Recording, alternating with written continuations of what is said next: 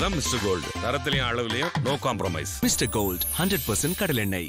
வந்தாச்சு தி சென்னை சில்க்ஸின் mega combo sale, summer chill out sale.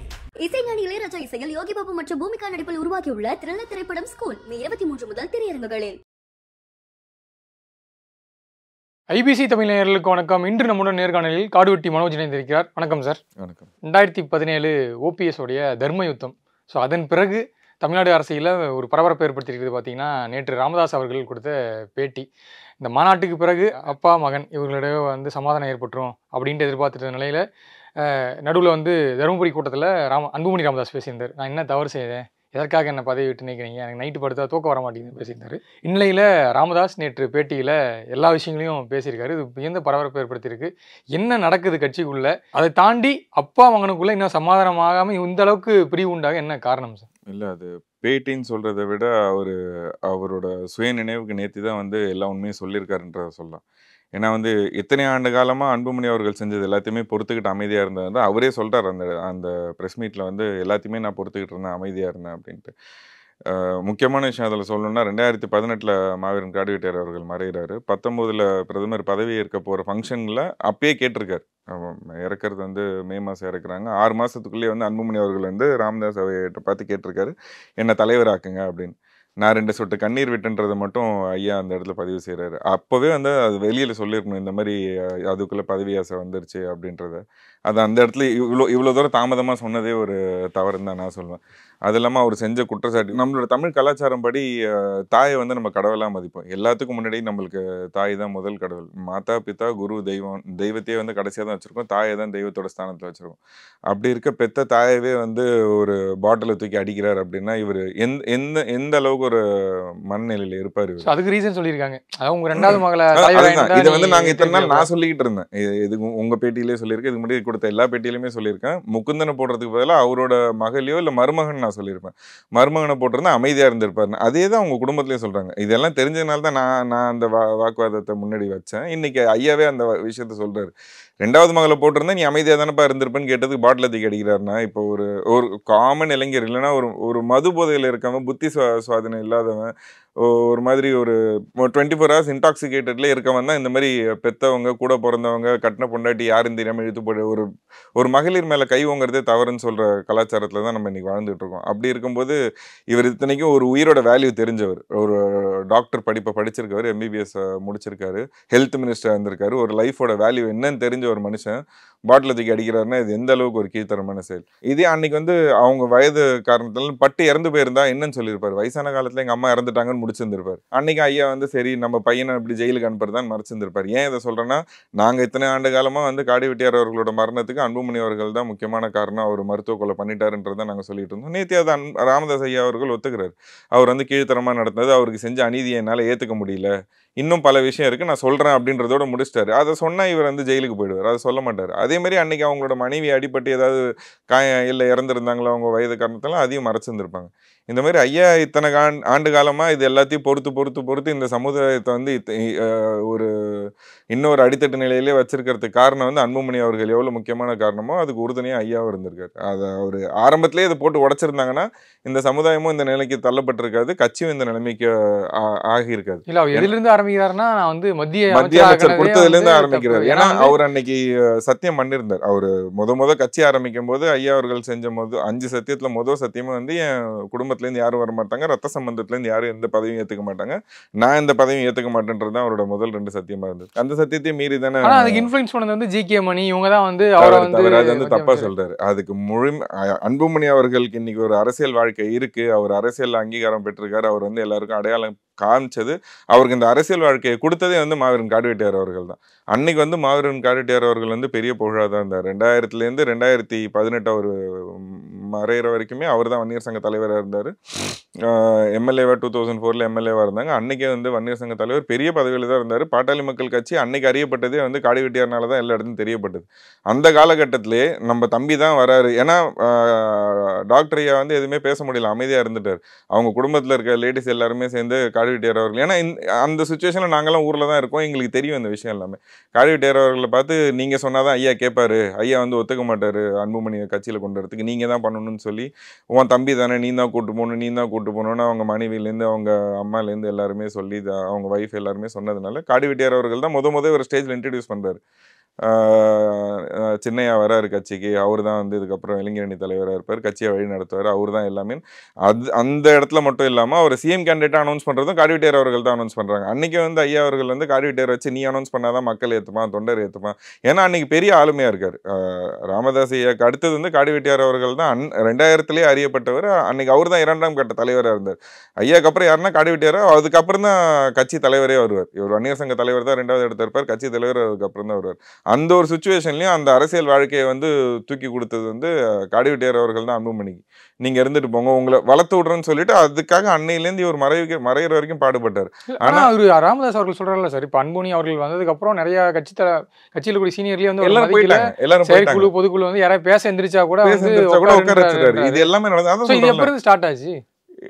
மத்திய அமைச்சர் ஆகிறாரு, மத்திய அமைச்சர் ஆகி அவரோட போஸ்டிங் போதில்ல. அதுக்கப்புறத்துல இருந்து இந்த பிரச்சனை அவர் ஆனதுல இருந்து அவர் அதுக்கு முன்னாடி கட்சிக்குள்ள வரதுக்கு முன்னாடியே வந்து தைலாபுர தோட்டத்துக்கோ இல்ல திண்டிவனத்துக்கோ எங்கேயாவது போய் தொண்டர்கள் பேச போறாங்க இல்ல பொறுப்பாளர்கள் பேச போறாங்கன்னா அன்புமணி அவர்கள் சொல்ற முதல் வார்த்தை, உங்களுக்குலாம் வேற வேலையே இல்லையா, நீங்க எப்ப பார்த்தாலும் இங்க வந்துடுறீங்க ஐயா ஐயான்னு கூப்பிட்டு, அவர் என்ன ஐயா அவர் என்ன கேஸ்டாரு, நீங்க என்ன பண்ணிட்டீங்க, எதுக்கே இங்க எல்லாம் வரீங்க, உங்களுக்குலாம் அறிவில்லையான்னு சொன்னவர் தான் அன்புமணி அவர்கள். அவரோட அரசியல் முதிர்ச்சி அவ்வளவுதான். அப்பெல்லாம் கண்டிக்காம ஏன் ராமதாஸ் வந்து நேற்று எல்லாத்தையும் மகன் இல்ல பாசமான வருஷமா வந்து பொறுத்துக்கிட்டு தான் இருந்திருக்காரு. அதாவது அவரே தான் நேற்று ஒத்துக்கிறாரு. வெட்ட வெளியில அவரே நாங்க 7 ஆண்டு காலமா நான் வந்து அவரை பத்தி வைக்கிற விமர்சனமும் குற்றச்சாட்டுன்னு சொல்றத விட எனக்கு தெரிஞ்ச விஷயத்தை தான் நான் சொல்றேன். நான் என்னோட வன்மத்தை இங்க பேசணும் அப்படின்லாம் ஒண்ணுமே கிடையாது.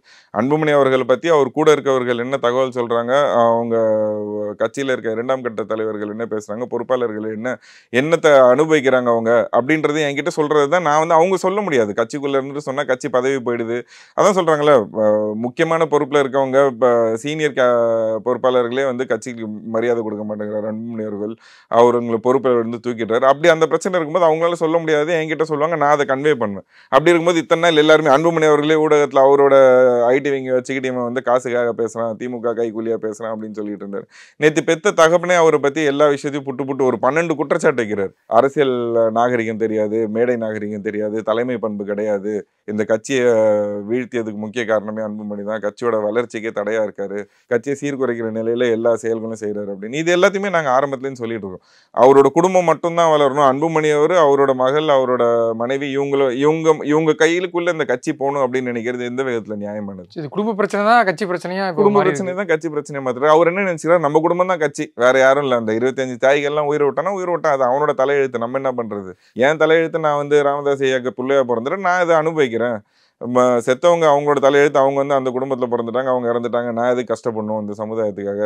கஷ்டப்படுறவங்க கஷ்டப்பட்டு நான் இந்த சொத்தை குவிச்சு நான் அனுபவிக்கிறேன், என் பிள்ளைங்க அனுபவிக்கட்டும்ன்ற எண்ணத்தில் மட்டும்தான் அன்புமணி அவர்கள் இருக்கார். இப்போ இந்த பாட்டில் தூக்கி அடிக்கிற செயலே பார்த்தீங்கன்னா பதவி வெறி தானே, அது வேற எதுவுமே கிடையாது. இல்லை பண வெறியும் பதவி வெறி தானே. அப்போ நீ கொலை செய்யறதுக்கு எந்த எல்லைக்கு வேணாலும் போவோம், உங்களுக்கு ஒரு பதவியும் கிடைக்கணும் பணமும் கிடைக்கணும், எந்த எல்லைக்கு வேணாலும் போவீங்க. உங்களுக்கு இந்த அரசியல் வாழ்க்கையை தூக்கி கொடுத்ததே காடுவெட்டியார் அவர்கள் தான். அவரவே நீங்கள் வந்து சூழ்ச்சியால் கொண்டுட்டீங்க. இந்த கட்சி வளர்ந்ததுக்கு, கட்சி வட தமிழகம் முழுவதும் நேற்று ஐயா அவர்கள் சொன்ன மாதிரி 95,000 கிராமத்துலேயும் இந்த கட்சி வளர்ந்ததுக்கு முக்கிய காரணமும் காடுவெட்டியார் அவர்கள் ஒரு தூணாக இருந்தார்னா, மருத்துவர் ஐயா ஒரு தூணாக இருந்தார். இவங்க 2 பேருமே இந்த கட்சிக்காக களப்பணி ஆற்றிருக்காங்க. அன்புமணி அவர்கள் என்ன களப்பணி ஆற்றினார்? காடுவெட்டியார் அவர்கள் இவரோட வளர்ச்சிக்கு தடையாக இருப்பார், ராமதாஸ் ஐயாவுக்கு அப்புறம் காடுவெட்டியார் அவர்கள் தடையாக இருப்பார், ஃபர்ஸ்ட் இவரை முடிக்கணும்னு நினைச்சார். அவரோட இயற்கை காரணத்தினால மருத்துவமனையில் அனுமதிக்கப்பட்டார். இவர் அதில் சூழ்ச்சி செஞ்சு அவரை கொண்டுட்டார். இன்னைக்கு ஐயா அவர்களை வந்து மிரட்டுறாரு, வீடு பூந்து அடிக்கிறாரு. அவர் அன்னைக்கு ஐயாவையும் அடித்தது தான். ஐயா அவர் அதை அன்னைக்கு சொல்ல முடியாமல் உட்காந்துருக்காரு. ராமதாஸ் அவர்களும் அன்னைக்கு அடி வாங்கினவர் தான். அன்னைக்கு வந்து முகுந்தன் இருந்து தடுத்தாரு, நீ எப்படி எங்கள் தாத்தா பாட்டி அடிக்கலான்னு சொல்லிட்டு. அதனால முகுந்தன் மேலே இவருக்கு இதுவும் நடந்தது தான். எல்லாத்தையுமே சொல்லிட மாட்டார்ல. இத்தனை ஆண்டு காலமாக பொறுமையாக இருந்து இன்னைக்கு வெடித்தவர் இன்னும் ஸ்டேஜஸ் போக இப்போ அன்புமணி ஏதாவது ரிப்ளை கொடுப்பாரு, அதில் இன்னும் கோபம் அடைஞ்சு ராமதாஸ் அவர்கள் மேலும் எவ்வளவு உண்மையை ஆனா சொல்லுவாரு. நான் முன்ன சொன்ன மாதிரி தருமபுரி கூட்டத்துல நான் என்ன தவறு செய்தேன், எனக்கு படுத்த இரவு உங்களுக்கு தூக்கம் வர மாட்டேங்குதுன்னா சார் என்ன தவறு செஞ்சேன்னு இவர் கேட்கிறாருல. நானே கேட்கிறேன், 20 வருஷமா தலைவரா இருந்தார் ஜி.கே. மணி அவர்கள். அவர் என்ன தவறு செய்தார்? அவர் இது தலைவர் பதவியில இருந்து எடுத்து கௌரவ தலைவர் ஏன் போட்டீங்க? அது அவருக்கு எவ்வளவு ஒரு அழுத்தம் கொடுத்திருக்கும். அவரு எந்த அளவுக்கு மன அழுத்தத்துக்கு அதையும் சொல்லியிருக்காரு நேத்து ராமதாஸ் அவர்கள். அதையும் சொல்லியிருக்காருல்ல. 1.5 மாசம் 8 நாள்ல வந்து தலைவர் மாத்துறதுக்கு வந்து பூஜை போடுறீங்க, அதெல்லாம் பண்றீங்க அப்படின்னு சொல்றாரு. நானே கேட்கிறேன், நீங்க 3 வருஷம் இப்ப 2 வருஷம் 3 வருஷமா ஆயிருக்கு அவர் தலைவரா இருந்து. அந்த பதவியிலேருந்து உங்களை எடுத்ததுக்கே உங்களுக்கு 1 மாசம் தூக்கம் வரலன்னா, 20 ஆண்டு காலமா இந்த கட்சிக்காக உழைச்சவர், சிறைச்சாலைக்கு போயிருக்காரு, எவ்வளவு வழக்க பார்த்திருக்காரு, போராட்டங்களை கையெடுத்து நடத்திருக்காரு. நீங்க என்ன பண்ணீங்க? ஆடிக்காரில் வந்து கையசிச்சிங்க எல்லா போராட்டத்திலையும், எந்த வழக்குலையும் உள்ள போல. ஊழல் வழக்கை தவிர இந்த கட்சியில ஊழல் வழக்கு இருக்க ஒரே தலைவர்னு பார்த்தீங்கன்னா அன்புமணி அவர்கள் தான். வேற யாருக்கும் எந்த ஊழல் வழக்கும் கிடையாது. எல்லார் மேலேயும் இந்த சாலை மறியல் போராட்ட வழக்கு இருக்கும், இடஒதுக்கீடு போராட்டத்துக்காக வழக்கு போட்டது, சமுதாய பிரச்சனைகள், அங்கங்கே ஊர் கிராமத்துக்குள்ளே இருக்க பிரச்சனைகள் வழக்கு வாங்கினதாக இருக்கும். ஆனால் அன்புமணி அவர்கள் மேலே மட்டும்தான் ஊழல் வழக்கு இருக்கு. சார் இவர் வந்து அன்புமணி ராமதாஸ் மேலே எவ்வளோ குற்றச்சாட்டு வைக்கிறாரோ அதே ஒரு சரிபாதி வந்து சௌமியா அன்புமணி அவங்க மேலேயும் வந்து அடிச்சதுல அவங்களுக்கும் பங்கு இருக்கு. அதை சொல்லல ஐயா ராமதாஸ் அவர்கள். அதை சொன்னார்னா இன்னும் பெரிய கலவரம் உண்டாகும்ல. இன்னைக்கு காடி வெட்டியார் அவர்களுக்கு செஞ்ச துரோகம் அதுதான் முக்கியமான விஷயம். அந்த அவ்வளோ பெரிய ப்ரெஸ் மீட், கிட்டத்தட்ட ஒரு 3/4 மணி நேரம் ஒரு ப்ரெஸ் மீட்ல அவர் முழுக்க அன்புமணியை பத்தி குற்றச்சாட்டு வைக்கிறார். அந்த இடத்துல அவர் காடி வெட்டியார் அவர்களை சொல்லணும்னு அவசியம் இல்லை. அவருக்கு தெரியுது இதுக்கப்புறம் காடி வெட்டியார் அவர்களுக்கு செஞ்ச துரோகத்தை நம்ம சொல்லலைன்னா மக்கள் நம்மளை மன்னிக்க மாட்டான். அன்புமணி அவர்கள் செஞ்ச குற்றச்சாட்டை நம்ம வெளியில சொல்லலைன்னா இதுக்கு துணையா போன நம்ம மேலேயும் நாளைக்கு வந்து வன்னியர் சொந்தங்கள் வந்து ஆத்திரம் அடைவான், நம்மளோட அங்கீகாரமும் பறிக்கப்படும், நம்மளும் அரசியல் அனாதையாக்கப்படும். அதுக்கு செஞ்சவனே வந்து நம்ம பலி கொடுத்துருவோன்றது நேத்தி ராமதாஸ் அவர் வந்து ஜி.கே. மணி அவர்கள் வந்து தலைவர் பதவியிலிருந்து நீக்கினதுல இருந்து 2024 பிஜேபி கூட்டணி அவங்க வந்து அவர் சொல்றாரு ஒரு கால அன்புமணி இன்னொரு கால வந்து சமயம் பிடிச்சிட்டு அழுதாங்க. இல்லைன்னா நீங்க வந்து நீங்க தான் எனக்கு கொல்லி போன இது என்ன செய்யல, இது என்ன இப்படி போய் மிரட்டி என்ன நீங்க அப்படி பதவி வாங்கி என்ன பண்ண போறீங்க? எனக்கு கொல்லி போட்டா எனக்கு நீங்க வந்து கூட்டணி மாறி போனீங்கன்னா எனக்கு நீங்க தான் கொல்லி போடணுன்றது. இந்த ஒரு மிரட்டல்னால உங்களுக்கு என்ன கிடைச்சு? அந்த கூட்டணினால இது வரைக்கும் பாமகவோட அரசியல் ஹிஸ்டரியிலே பாத்தீங்கன்னா இந்த 2024 போன அலையன்ஸா இருக்கிறதுல அவ்வளோ நெகட்டிவான அலையன்ஸ். அது வந்து அவங்களுக்கு எந்த ஒரு முன்னேற்றத்தையும் கொடுக்கல, எந்த ஒரு பதவி உயர்வோ இல்லை சமுதாயத்துக்கு உயர்வோ கிடைக்கல. வாக்கு வங்கி சரிஞ்சது மட்டும்தான் மிச்சம்.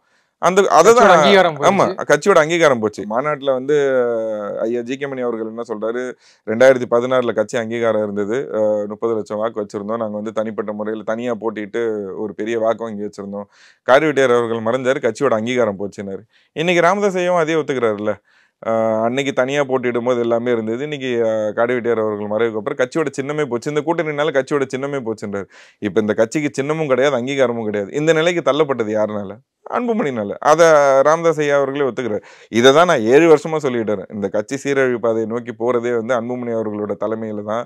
அவர் வந்து தலைமை பண்பு அவருக்கு கிடையாது. எந்த ஒரு தலைவர் எப்படி இருந்துக்கணுமோ அப்படி நடந்துக்கிறது கிடையாது. அவரோட சுய லாபத்துக்காகவும் அவருக்கு என்ன ஒரு கூட்டணியில என்ன லாபம் கிடைக்குதோ அதை நோக்கி மட்டுமே அவர் கூட்டணி போறாரு. இந்த ஊழல் வழக்கு என்ன பெரிய வழக்கு? ஊழல் பண்ணியா பண்ணலன்றதை நீங்க போயிட்டு நின்று நீங்க ஆர்கியூ பண்ணியோ இல்ல கோர்ட்ல ஃபைட் பண்ணி ஜெயிச்சுட்டு போனால. அப்படி ஜெயிக்க முடியலன்னா வழக்கை சந்திக்கிறதுல என்ன இருக்கு? ஒரு வன்னியர் சமுதாயத்துல பறந்துக்கிட்டு ஒரு வழக்கை சந்திக்க தயாரா இல்லை, ஒரு போராட்டத்தை கையெடுத்து நடத்துறதுக்கு தயாரா இல்லை, ஒரு தலைமை பண்பே கிடையாதுன்னா நீங்க வந்து என்ன தலைவர்? உங்களை நம்பி எப்படி மக்கள் பின்னாடி வருவாங்க? ஆனா அடுத்து இப்போ இவ்வளவு பிரச்சனைகள் போயிட்டு இருந்தாலும் ஜி.கே. மணியில் நிறைய பிரச்சனை அடுத்து கட்சியோட எதிர்காலம் பாத்தீங்கன்னா அன்புமணி ராமதாஸ் தான் அப்படின்னாரு. நேற்று ராமதாஸ் தான் சொல்லியிருக்காரு, எப்படி இருந்தாலும் உங்கள்கிட்ட தான் இது வரப்போகுது, நீ ஏன் வந்து இப்படி எல்லாம் பண்ற? அந்த நாலேஜ் கிடையாதுல, அந்த புரிதலே இல்ல. எல்லாருமே அதான் சொல்றாங்க. எப்படியா இருந்தாலும் கட்சி ஒட்டுமொத்தமா கடைசியில் அவர்கிட்ட தான் போகுது. ஆனா அந்த பதவி அவருக்கு இப்பவே வேணும். அதுதான் சொல்றல, பதவி வெறி ஒருத்தரோட மைண்ட் அவ்வளோ கிளவுட் பண்ணுது. எதுவுமே கண்ணுக்கு முன்னாடி நீ நடக்கிறது எப்படியா இருந்தாலும் கடைசியா என்கிட்ட தான் வரப்போகுது. நான் சொல்றேன்ல, நீ ஒரு தொண்டனா கூட இருந்து வேலை செய்யலாமே, என்ன தப்பு இருக்கு? இல்ல உங்களுக்கு கொடுத்த செயல் தலைவர் பதவியே நீங்க வந்து மனமாற ஏத்துக்கிட்டு நீங்க வந்து தமிழகத்தை சுத்தி வரலாமே அப்படின்னு அவர் வந்து களப்பணி ஆட்டுறதுக்கு தகுதியே இல்லாத மனுஷன் தான் அன்புமணி அவர்கள். அவருக்கு அந்த தகுதியே கிடையாது. களப்பணினா என்னன்னு தெரியாது. அவரு சொல்லியிருக்காரு, தலைமை பண்பு உனக்கு கிடையாது, தலைமை பண்பே கிடையாதுன்றாரு. நீங்க வந்து ஒரு டோர் டு டோர் கேம்பெயினிங்னா என்னன்னு தெரியாது ஒரு அன்புமணி அவர்கள். இன்னைக்கு ராமதாஸ் அவர்கள் சொல்றாரு 95,000 கிராமம் போயிருக்கோம் அப்படின்னு. அன்னைக்கு காடிவெட்டியார் அவர்கள் இருந்தாரு, எனக்கு ஒரு புடி மண்ணு கொடுங்க, ஒரு செங்கல் கொடுங்க, வன்னியர் கல்வி அறக்கட்டளை கட்டுறோம்னு சொல்லிட்டு வட தமிழகத்துல இருக்க அத்தனை கிராமத்துக்கும் போனாரு. அதுக்கு முன்னாடி ராமதாஸ் அவர்கள் வன்னியர் சங்க காலத்துல போனாரு.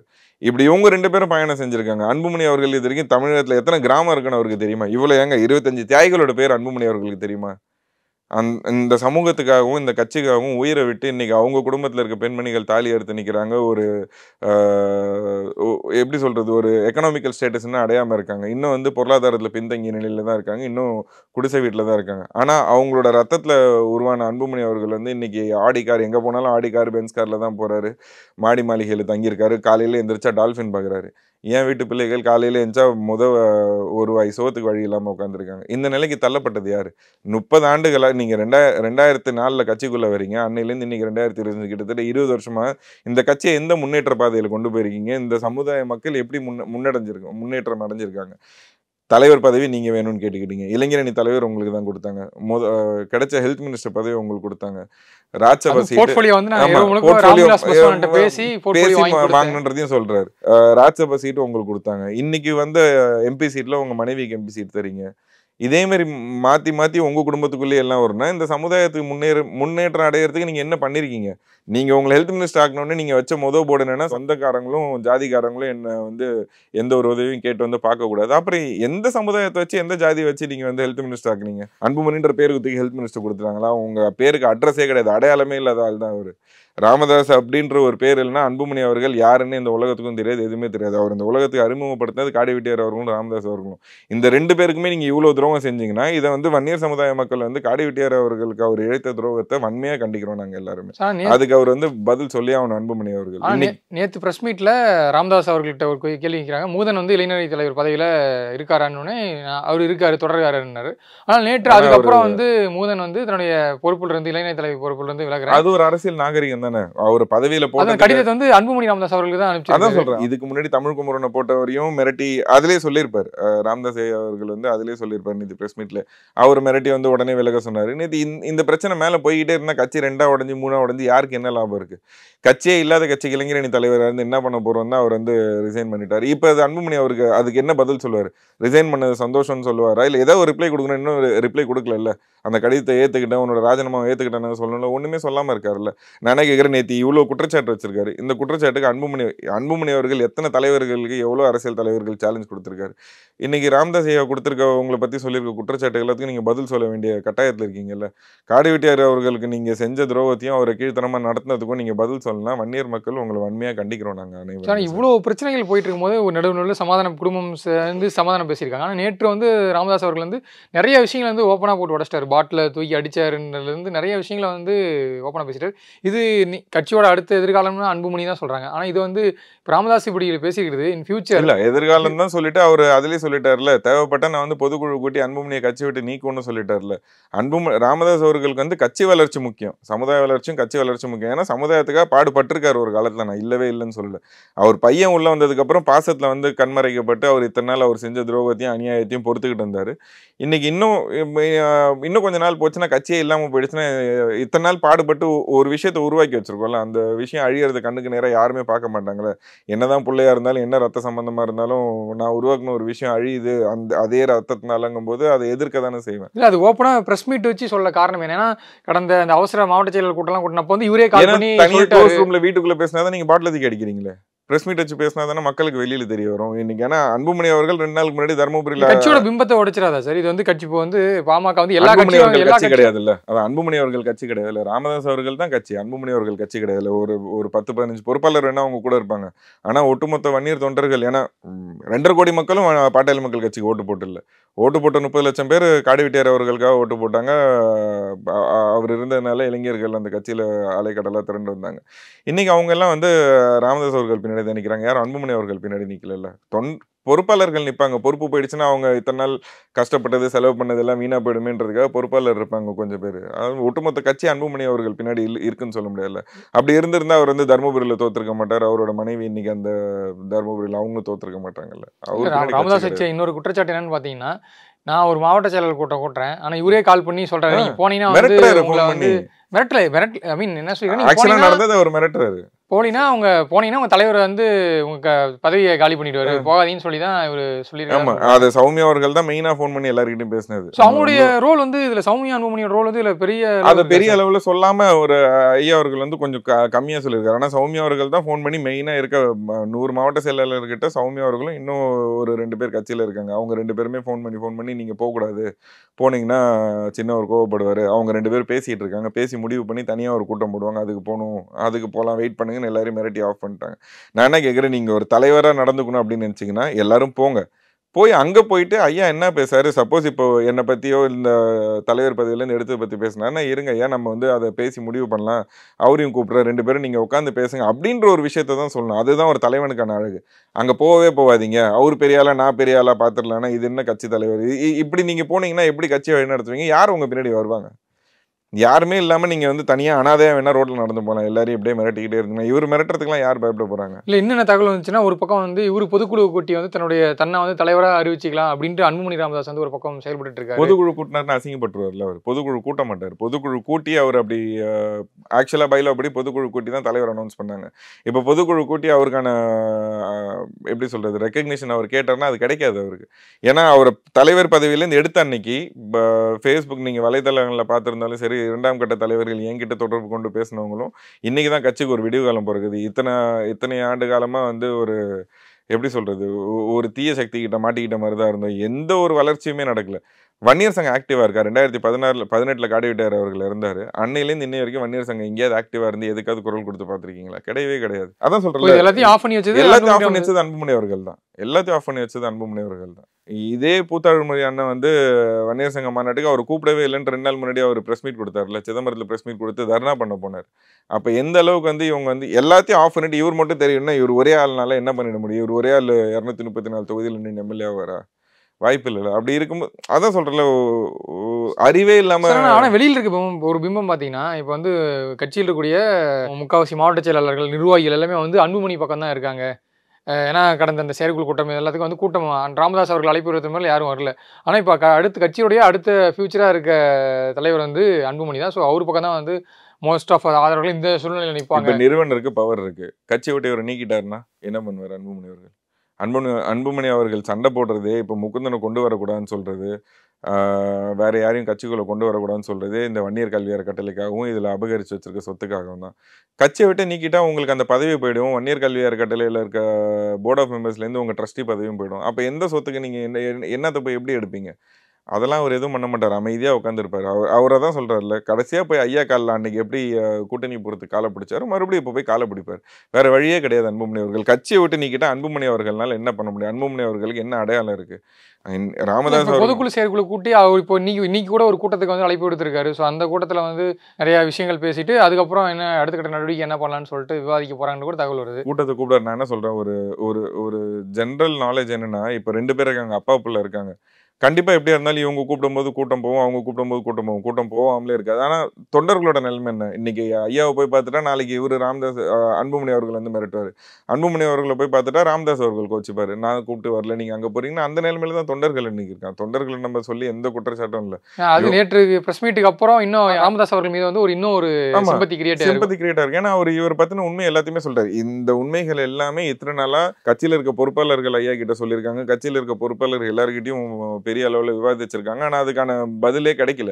நேற்று ராமதாஸ் அவர்களே அது எல்லாத்தையும் போட்டு வெட்ட வெளியில அன்புமணி அவர்களோட புட்டை போட்டு உடைச்ச மாதிரி எல்லாத்தையும் உடைச்சதுனால இன்னைக்கு எல்லாருமே கண்டிப்பாக ராமதாஸ் அவர்களுக்கு சப்போர்ட்டாக தான் நிற்பாங்க. யாரும் போயிட்டு இப்போ இவ்வளோ துரோகத்தை நீங்கள் செஞ்சிருக்கீங்க இந்த சமுதாயத்துக்கும் போது உங்கள் பின்னாடி எப்படி மக்கள் வருவான்? காடி வெட்டியார் அவர்களுக்கு நீங்கள் தான் கொன்னீங்கன்றத ராமதாஸ் அவர்கள் நேற்று ஒத்துக்கிறாரு. லிட்டரலாக அந்த வேர்ட்ஸை சொல்ல, ஆனால் அவருக்கு செஞ்ச துரோகத்தை எங்களால் ஏற்றுக்க முடியாதுன்னு சொல்கிறாரு. அதுக்கு அர்த்தம் அதுதான். நாங்கள் 7 வருஷமாக என்ன குற்றச்சாட்டு வச்சோமோ அதுதான் நேற்று ராமதாஸ் அவர்கள் அங்கீகரித்து சொல்லியிருக்காரு. எந்த முகத்தை வச்சுட்டு இன்னைக்கு வன்னியர் மக்களுக்கு ஒரு குலதெய்வமாகவும் அவங்களுக்கு ஒரு ஹீரோவா கரிஸ்மேட்டிக் லீடராக இருந்தவரே காடி வெட்டியார் அவர்கள் தான். அவருக்கு நீங்கள் செஞ்ச சூழ்ச்சியை வச்சுக்கிட்டு நீங்கள் எந்த முகத்தை வச்சுட்டு நீங்கள் வன்னியர் மக்களை போய் நீங்கள் பார்ப்பீங்க? நீங்கள் போய் பார்க்கும்போது கல்லை விட்டு அடிக்க மாட்டானா? எங்கள் தலைவரை கொண்டுட்டு நீ எப்படி எங்ககிட்ட வந்து ஓட்டு கேட்க வரையோ இல்லை பிரச்சாரத்துக்கு வரையோ இல்லை எதை பற்றி பேசணும்னு அன்புமணி அவர்கள் ரோட்டில் இறங்கி போனாலும் கல்லடியும் சாணியும் வந்து அவர் மேலே விழாதா? இப்போ 2026 சட்டமன்ற தேர்தலுக்கு பெரிய கட்சிகள்லாம் வந்து தேர்தல் வேலையை பார்க்க ஆரம்பிச்சிட்டாங்க. திமுக, அதிமுக இவங்கெல்லாம். சிறிய கட்சிகள்லாம் வந்து கூட்டணியில் நம்ம எவ்வளோ சீட்டு வாங்கலாம், அடுத்து கூட்டணியில் இந்த மாதிரியான வேலைகளில் வந்து ஈடுபட்டு இருக்காங்க. ஆனால் இப்போ பாமக இப்போ இருக்க சுச்சுவேஷனில் இன்னும் அவங்க வந்து எந்த கூட்டணின்னு இன்னும் அறிவிக்கலை. அது மட்டும் இல்லாமல் இந்த மாதிரியான போக்குகள் வந்து வன்னியர் மக்கள் ஒரு பக்கம் அவங்களுடைய ஓட்டு வங்கி வந்து யார் பக்கம் போகும், இல்ல இது வந்து யாருக்கு சாதகம், திமுகவுக்கு சாதகமாக அமையுமா இல்லை அதிமுகவுக்கு சாதகமாக அமையுமா இங்கே வட தமிழகத்தில்? ஸோ இந்த மாதிரியான விஷயங்கள்லாம் இருக்குல்ல. ஸோ தேர்தலுக்குள்ளே பாமக இது வந்து இதை ரெட்டிஃபை பண்ணி ஒரு வழியாக வருவாங்களா, இல்லை வந்து பாமக பிளவுபடும், இல்லை வந்து கண்டிப்பாக இப்போ அன்புமணி கட்சி விட்டு நிற்கினா அவர் தனியாக ஏதாவது ஒரு அமைப்பு தொடங்குவாரா, இந்த மாதிரியான விஷயங்கள்லாம் போயிட்டுருக்கு. ஸோ வன்னியர்கள் மக்களுடைய வாக்கு என்ன ஆகும், பாமக என்ன ஆகும்? நான் அதான் சொன்னேன்ல, கட்சி பிளவுபடுதோ படலையோ, அப்படி பட்டுச்சுன்னா அன்புமணி அவர்கள் தனியாக போய் செயல்பட மாட்டார். ஏன்னா அவருக்கு அந்த தகுதியே கிடையாது. 20 வருஷமா இவ்வளோ பெரிய கட்சி, அன்னைக்கு வந்து 16 எம்எல்ஏ இருந்தாங்க முதல் எலெக்ஷனில் நிற்கும் போதெல்லாம். அதுக்கப்புறம் யானை சின்னத்தில் நின்று ராமதாஸ் ஐயா அவர்கள் சொன்ன மாதிரி தனியாக நின்று 4 எம்எல்ஏ வச்சுருந்தேன், நீ வந்து இவ்வளோ பெரிய கூட்டணியை வச்சு 5 எம்எல்ஏ தான் வாங்கியிருக்க, வெக்கமா இல்லையான்னு கேட்டார். 20 ஆண்டுகளாக கட்சி உங்கள் தலைமையில் தான், நீங்கள் தலைவர் பதவி இப்போ தான் ஏற்றுக்கிட்டீங்கனாலும் அவரோட வாரிசுன்ற பேரில் உங்களை தான் எல்லாரும் தலைவராக பார்த்தாங்க. நீங்கள் சொன்ன அடையாளம், நீங்கள் தான் கூட்டணி மாற்றி பேசுனீங்க. இந்த வருஷம் இந்த கூட்டணி போனால் அடுத்த எலெக்ஷனில் இந்த கூட்டணி போகணும்னு மாற்றி கூட்டணி அவரோட லாபத்துக்காக அவர் பண்ணது தான். அப்படி போய் எந்த முன்னேற்றமும் அடையல கட்சி. இவ்வளோ பெரிய கட்சி, ஒரு வளர்ந்த கட்சியவே உங்களால் வழி நடத்த முடியல. நீங்கள் தனியாக என்ன கட்சியை நிறுவனிச்சு என்ன பண்ணி கிழிச்சிருவீங்க? நான் அதுதான் கேட்குறேன். இன்னொரு முக்கியமான விஷயம், நான் தான் ஒரு வேலிட் பாயிண்ட் ஒரு எக்ஸாம்பிளோட சொல்கிறேன்ல, இவர் போடுற சண்டையே இந்த சொத்துக்காக தான். இவர் கட்சியை விட்டு நீக்கிட்டாருன்னா அந்த சொத்துக்கும் அவருக்கும் சம்மந்தம் இல்லைன்றது தான் அர்த்தம். அப்படி வெளியில போய் அவர் என்ன கட்சியை திருப்ப கட்டமைச்சு மறுபடியும் அந்த சொத்துக்கு எப்படி வருவாரு? பாமகவுடைய அடுத்த கட்ட தலைவர் வந்து ஒரு முகுந்தன் அறிவிச்சிருக்காரு. ராமதாஸ் அவர்கள் வந்து இவர் தலைவர் இல்லை, இவருக்கு தலைமை பண்பு கிடையாது, அந்த ஒரு லீடர்ஷிப் குவாலிட்டியே கிடையாதுன்றதுனால தான் முகுந்தன் அறிவிச்சிருக்காரு. அவர் அடுத்த கட்ட தலைவராகவும் கட்சி அவர் கையில கொண்டு போய் கொடுக்கணுன்றதுக்கு தான் ராமதாஸ் அவர்கள் இந்த முடிவை செஞ்சிருக்காரு.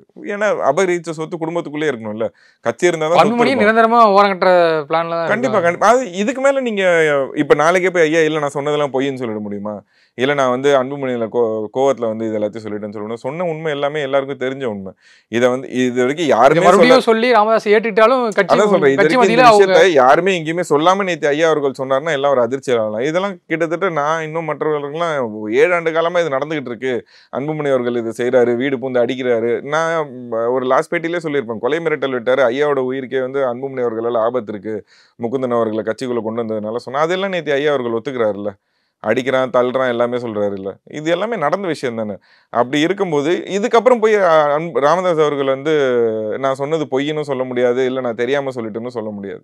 அன்புமணி அவர்களா போய் மறுபடியும் அவர் காலை பிடிச்சி என்னை மன்னிச்சிருங்க, நான் வந்து தொண்டனா இருந்தாவது கட்சிக்கு பணியாற்றுன்னு சொல்லி போனாதான் உண்டு. அவர் நேற்று அந்த லெட்டர் படிக்கும் போதே அவர் சொன்னார்ல, எந்த இடத்துலையும் வந்து நான் என்னோட ஸ்டாண்ட்லேருந்து மாற மாட்டேன்றதை ராமதாஸ் அவர்கள் தெளிவாக சொல்லிட்டார்.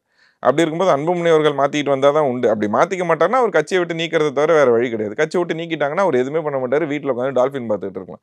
வேறு எதுவுமே அன்புமணி அவர்கள் பண்ண மாட்டார். இல்லையா அப்படியே டேரெக்டாக பிஜேபியில் போய், ஏன்னா ஊழல் வழக்கு அவர் மேலே இருக்குது. கட்சியை விட்டு நீக்கிட்டாங்கன்னா அடுத்த நிமிஷம் தூக்கி தீகார் ஜெயிலில் போட்டுருவாங்க. அவர் ஊழல் வழக்குக்காக போய் அங்கே அண்ணாமலை காலை பிடிச்சி மறுபடியும் அங்கே வேணா ஒரு ராஜ்யசபா சீட்டை வாங்கிட்டு பிஜேபியில் சேர்ந்துருவார். அவர் பிஜேபியில் சேர்றதுக்கான வாய்ப்பு இதுலேருந்து அதிகரிக்குதுன்னு வச்சுங்களேன். இதுக்கு முன்னாடி நான் இதை ஏற்கனவே நிறைய இடத்துல சொல்லியிருக்கேன். அவர் ஐயா அவர்களுக்கு பின்னாடி வந்து கட்சியை அழிச்சிட்டு அன்புமணி அவர்கள் வந்து பிஜேபியில் சேர்ந்துருவார். இன்னைக்கு ஒரு கட்சியை விட்டு நீக்கிட்டாருன்னா டேரெக்டாக போய் பிஜேபியில் சேர்ந்துருவார். ஏன்னா வேற வழி இல்லை, அன்புமணி அவர்களுக்கு பதவி வெறி அவருக்கு இருந்துகிட்டே இருக்கு, பதவியில் இருந்தே ஆகணும். அதுக்காக தான் அவர் அவ்வளோ பேர் அந்த பதவியில் இருந்தால் சம்பாரிச்சது ஊழல் பண்ணது எல்லாமே திரும்ப அந்த பதவிக்கு போகணும்னா அவர் என்ன வேணாலும் பண்ணுவார். கண்டிப்பாக சார், பொறுத்திருந்து பார்க்கலாம். ராமதாஸ் அடுத்து என்ன முடிவு எடுக்க போறாரு, அன்புமணி என்ன முடிவு எடுக்க போறாரு, பாமக எதிர்காலம் எப்படி இருக்க போகுதுன்ட்டு நேரத்திற்கு நன்றி சார். அதான் மிஸ்டர் கோல்டு, தரத்திலையும் அளவுலையும் நோ காம்ப்ரமைஸ். மிஸ்டர் கோல்ட் 100% கடலெண்ணெய். வந்தாச்சு தி சென்னை சில்க்ஸின் mega combo sale, summer chill out sale. இசைஞானி இளையராஜா இசையில் யோகி பாபு மற்றும் பூமிகா நடிப்பில் உருவாக்கியுள்ள த்ரில்லர் திரைப்படம் ஸ்கூல் மே 23 முதல் திரையரங்குகளில்.